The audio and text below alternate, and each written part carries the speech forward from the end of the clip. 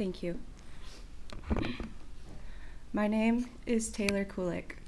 Standing next to me is my oldest son, Robert. I am the oldest daughter of my mother, Jane Kulik, and it is on her behalf that I will be making a statement today, as she's unable to speak for herself.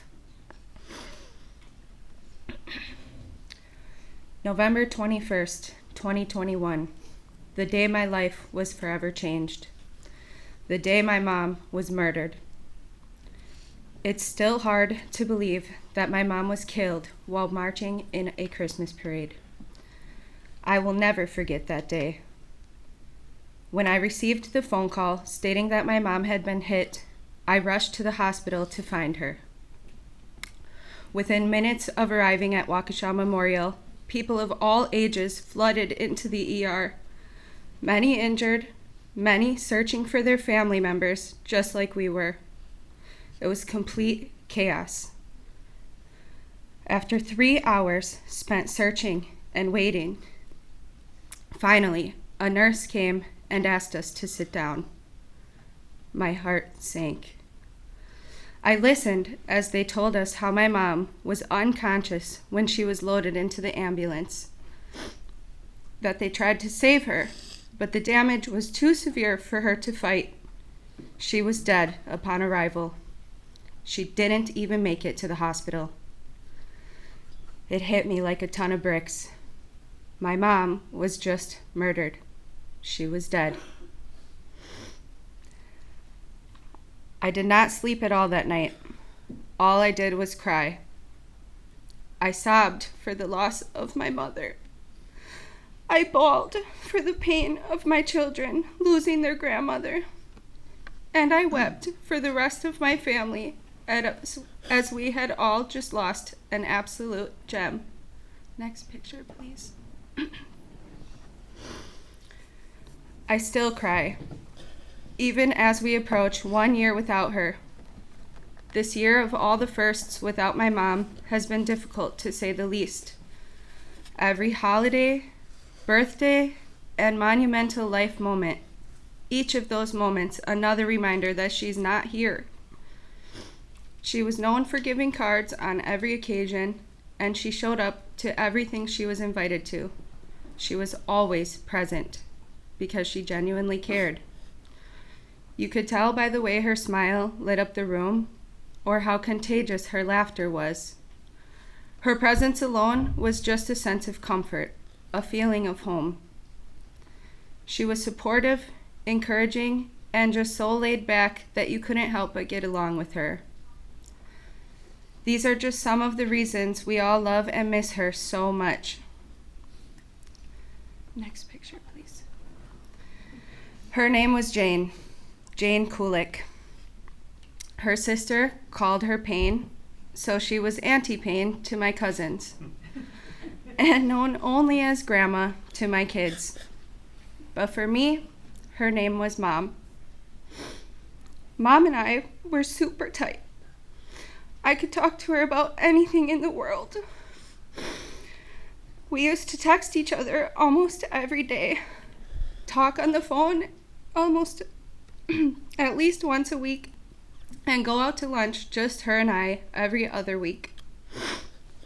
Every day, I'm missing those text messages. I miss hearing her voice on the phone and receiving her adorable voicemails, or seeing her face light up when I unexpectedly pop up at the house. To simply say I miss my mom is a dramatic understatement of my true feelings.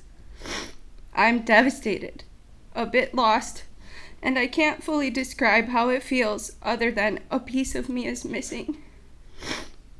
My smile is not so bright. I don't laugh the same anymore, because I'm just not the same. I have never experienced such a painful level of sadness for so many consecutive days. I have never felt this level of heartache for myself or for my kids. Even though we talk about it, I can only imagine how my kids have felt this past year. Not only are they coping with the loss of their own grandmother, but also they've had to watch me, their mom, grieve my mom. My oldest son is dreading his upcoming birthday, just like we all did this year, as it's his first in 15 years without her. My mom always said they had a special bond, and they really did. She had a unique bond with each of her grandkids, as she did with each of us.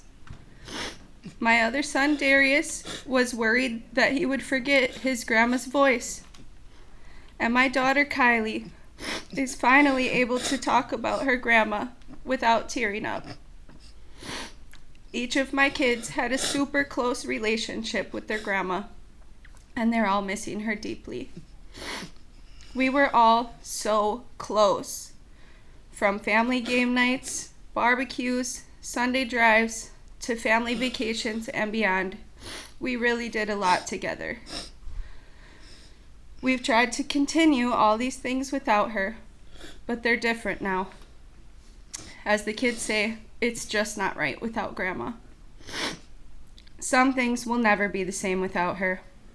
Everywhere we go, there seems to be exactly one empty chair that she should be seated in. A perfect amount of empty space in a family photo where she should be standing.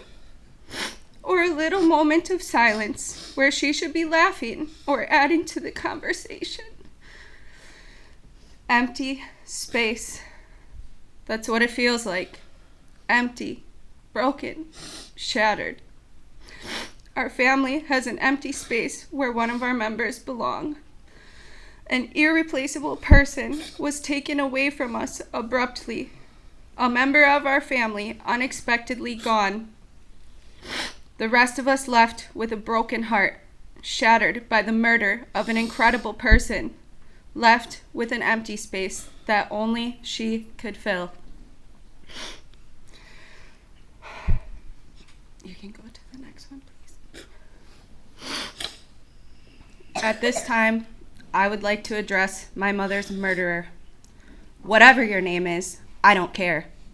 You ran over my mom like she was mere roadkill. The only reason you hit the brakes that day was to get her off the hood of your car. You targeted her with your vehicle, and you hit her on purpose. You don't deserve to be here. You do not deserve forgiveness. You somehow still get to talk to your mom, but mine is gone forever because you killed her. It's astonishing to me that any person could have absolutely zero regard for their fellow human being. Since you call yourself a man of God, then you know that the only punishment you are deserving of is death 6 times over. And I can't wait for the day that I hear you're dead in prison. Thank you. I appreciate your time.